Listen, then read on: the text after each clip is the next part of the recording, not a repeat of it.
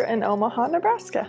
I was born in Halifax, Nova Scotia in Canada, and I've mostly grown up in Omaha, Nebraska. I would like to live anywhere but in Nebraska. When I was in grade school, I was confident that girls had cooties and they were annoying and gross. When I was in grade school, my thoughts about marriage were I wanted to get married, but I honestly didn't think I would, and or it wouldn't be till I was like in my 30s.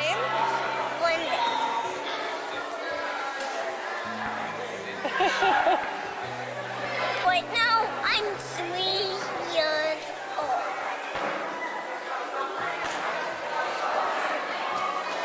How old are you? I'm 22 years old right now.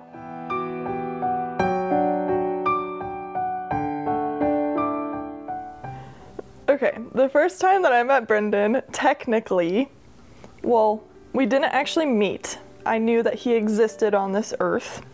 One time at church, at Good News Church, me and my friend Allie were attending a Sunday morning service, and Brendan happened to get up on stage and speak for Chi Alpha. And so that is the first time that I saw Brendan existed on this earth. And my friend Allie leaned over to me and jokingly, but ironically, told me that that was going to be my husband someday.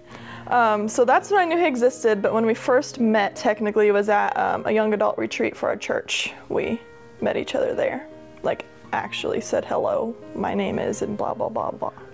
The first time I met Brandy, we were at a church retreat up at Camp Rivercrest.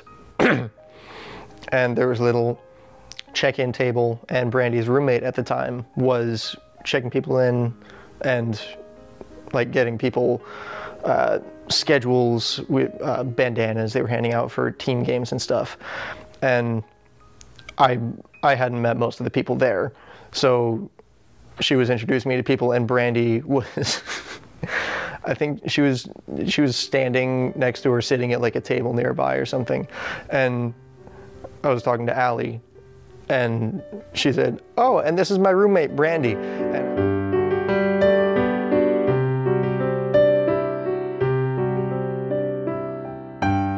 I first realized that I liked Brendan probably a couple weeks after becoming friends, so probably like a few months after actually meeting him. I realized that I had started to like her, maybe just a couple months after we met. The first time Brendan liked me, or realized he liked me, was after I think about 3-day retreat to a conference with church called One Thing in Kansas City. He went with a group of friends from church, and that is when he first realized that he liked me. At that time, I already did like him. Yes, but I didn't tell him that. This is my favorite story. Okay, so more backstory for this part.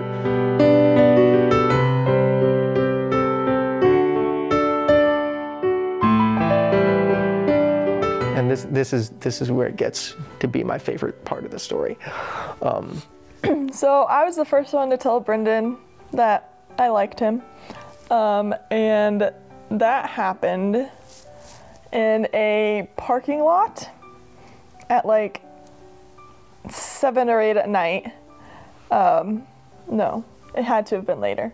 It's probably later because it was a vacant parking lot. Nobody was in there except some little Eileen's cookie trailer, like in the background of where I was parked.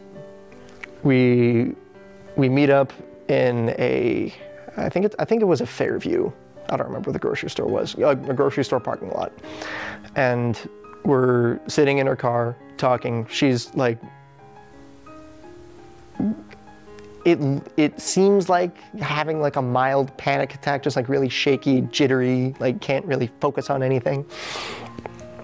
And we're talking, and I'm still trying to get her to admit that she likes me without saying like, "Hey, I know."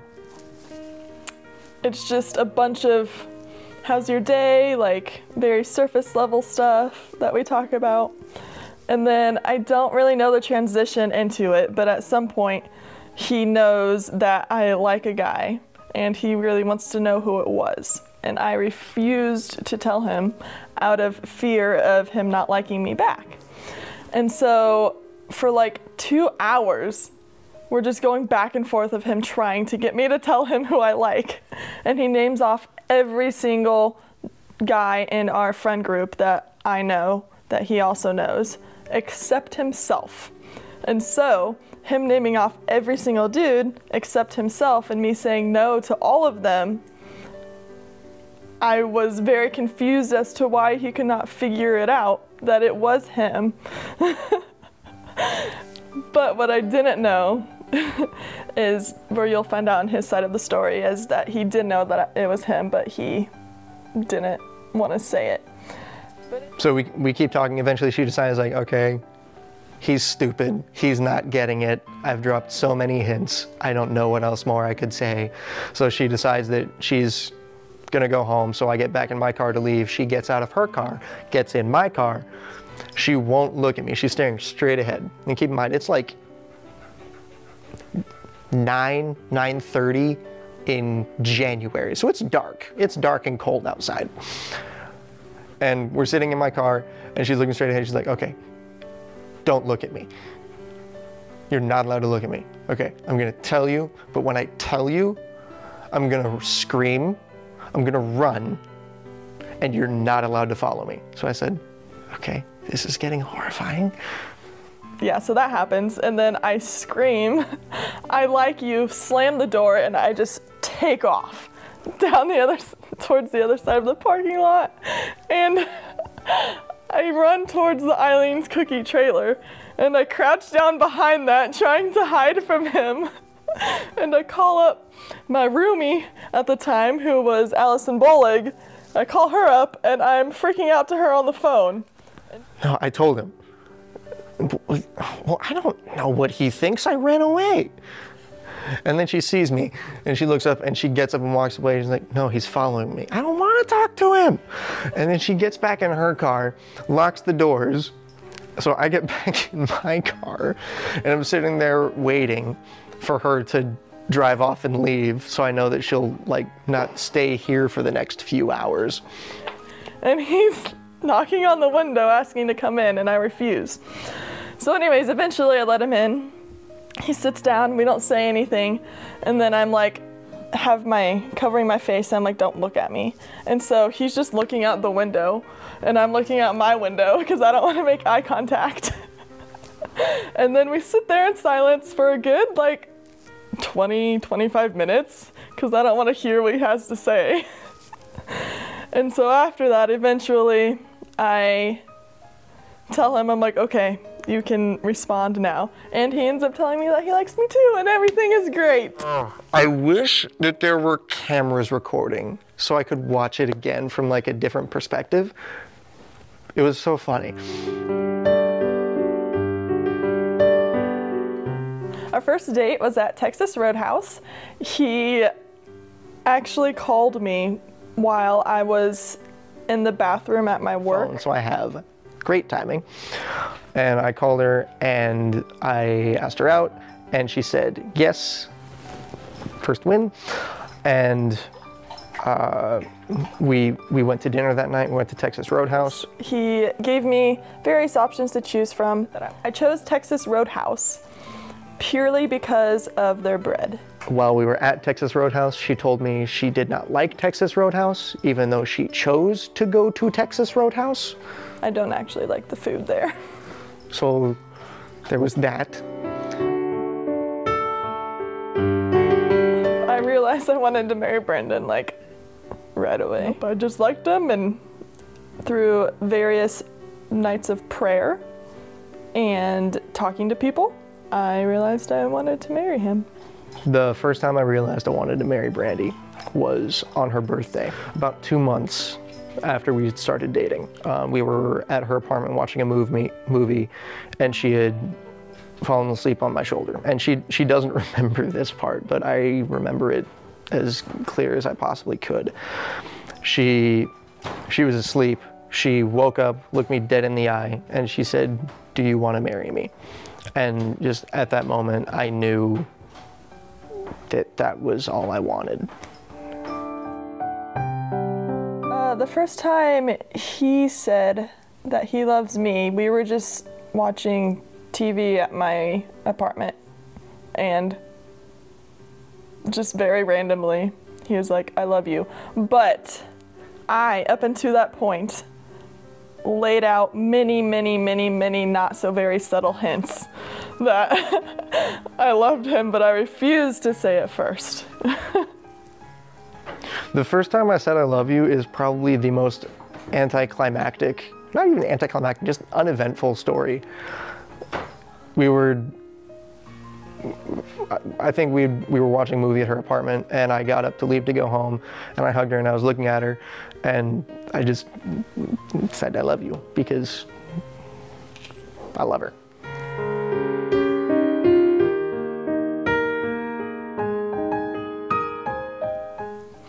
Okay, the day that we got engaged was very eventful. Oh boy, the engagement day. There's so much going into this. Okay, I'll try to sum up the important parts. We were in Colorado with some of her family, and her brother, who she doesn't get to see very often, was out there with us. So we're in Colorado, and my plan was to go to Colorado Springs, a couple hours away, to propose to her in Garden of the Gods. She didn't want to go because she wanted to stay and hang out with her brother, which I totally understand. The day that we got engaged, my family, so everybody but me and Brendan, we're gonna go on a hike, and that is one of the things that I absolutely wanted to do while in Colorado, was go on a really big hike, because that's like on my bucket list. And so they were all gonna go on a hike, and Brendan asked me if I could skip that hike and go meet his brother and his brother's wife at Garden of the Gods in Colorado Springs. And I did not want to at all. I really wanted to go on that hike with my family, so I was really upset. But in the end, I'm like, I will do this for you. So, because Hannah knew beforehand, and she was trying really hard to convince Brandy to wear a dress, which, looking back, was like, I would have liked it too, but like it wasn't a great plan because we were hiking through the mountains, so like it wasn't well thought out. But I couldn't sleep at all the night before. And Hannah and Brandy were sleeping up in like a little loft area, so I could hear them talking, and Hannah was trying to convince Brandy to wear a dress, and I was texting her the whole time, like, please try to get her to wear a dress. And she's like, I'm trying, but it's really hard because she doesn't want to. And then it turned into, I don't really know if I want to go. I mean, he doesn't need me to go see his brother. And I was thinking, please get her to go. And eventually she mostly convinced her, and said, yeah, okay, I guess I'll go. But then the next morning it was back to, do I need to go? So Hannah knew, but was very important that night and that morning in convincing her that she should go with me, and did a great job of not giving any secrets away until after we were gone. So we went, so I was already a little upset in the beginning because I was missing the hike with my family. And so on the drive there, which was about a 2.5 hour drive, I was driving because I refused to let Brendan drive my car. And there's so much traffic. There was construction on the road, so traffic was just backed up all the way to Colorado Springs, so it probably made it about a 3.5 hour drive there and back, which was horrible. So because of the traffic, I was even more angry. We get down to Colorado Springs, we stop at a Steak and Shake. It's during COVID, bad service, really slow. We were there for like 45 minutes. Brandy got really upset and she was really angry. We leave, we go to Walmart because she needs to get something else happens there, I don't remember what, but she got even more mad. And we were meeting William, my brother, in Garden of the Gods, because they had helped us kind of set things up for the proposal. And he's giving me directions and Brandy's following her map. And we get to a point where my directions aren't the same as the map directions. And now all of that angry that she's feeling is now angry at Brendan. William had to drop his location to my phone because I had an iPhone and Brendan does not. And so Brendan's like, and William's like, follow my pin. So I always had the pin location up, and so I was following where his pin was to the point. And then as we were getting closer to the pin was telling me to go straight down one road, and then Brendan decided to tell me to turn right down that road, a different road. And we argued constantly that whole time about me following the pin like I was told to, and then Brendan telling me to go a different way than what the pin location was telling me. And so I got extremely angry and upset with him about that because I ended up following what he said, and then I'm like, we just went the wrong way, so now this is going to take even longer to get there. And so I was just beyond angry about the day and him telling me to go a different way than what I was supposed to. And so I was really angry at Brendan all in all. And when we got there, he's like trying to rub my arm, being like, I'm sorry, but, and like trying to calm me down. And I'm like, don't touch me. Like, I don't want anything to do with you right now.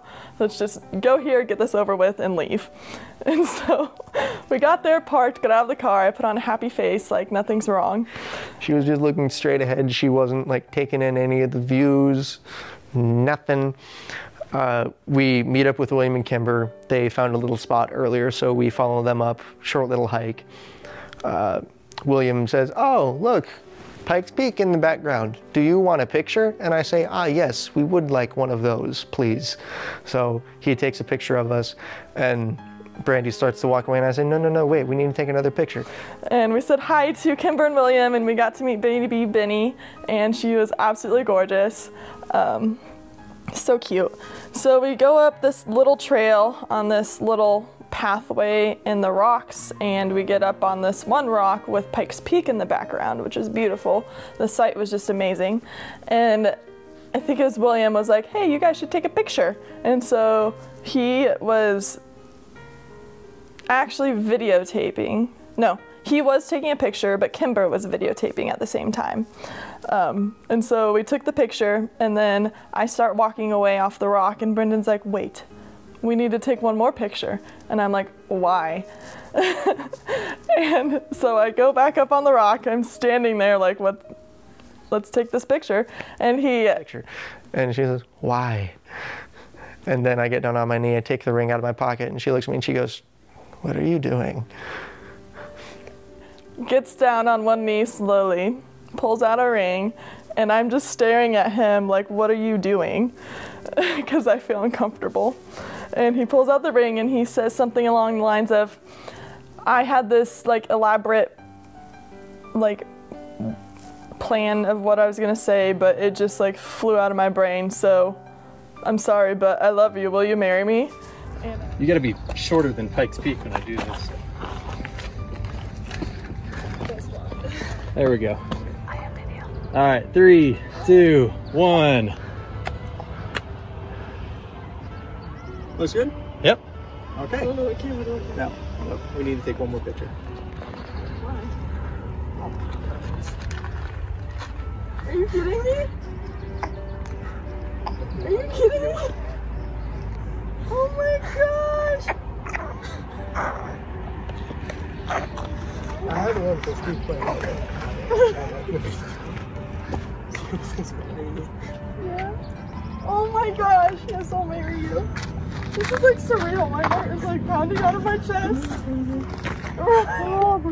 We're both so shaky. Oh my god! Yay! Do you guys know about this? Oh yeah. I mean, she says yes. I'm shaking really badly. I almost dropped the ring. She's shaking really badly, so it's hard to like acquire the target and put it on her finger. But we get it. We're good. We find out later that the place we were taking pictures at is not technically a part of the park, and we could get like a $2,000 fine for being there, so we skedaddled away. And we're getting ready to leave. We're getting into her car, and she looks at me. She's so sad. She goes, I was so mad at you.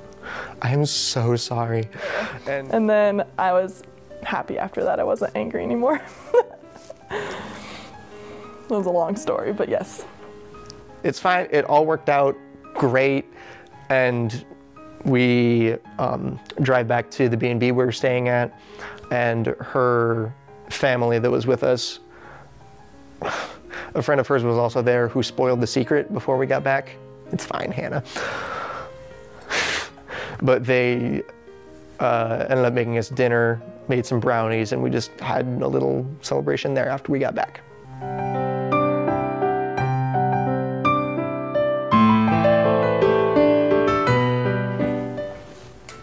Okay. Talk to me again for a second, Brendan. Say boo.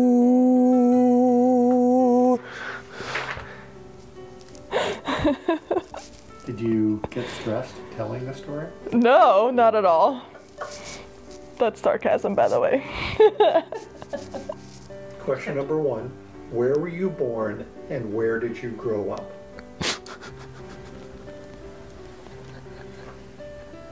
You weren't born with a saber. Now, okay. I was rocked in the cradle of the deep. Me mother was a mermaid, me father was King Neptune.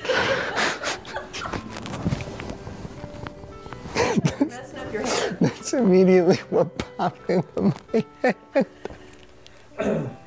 Brendan told you he liked you. Take 47.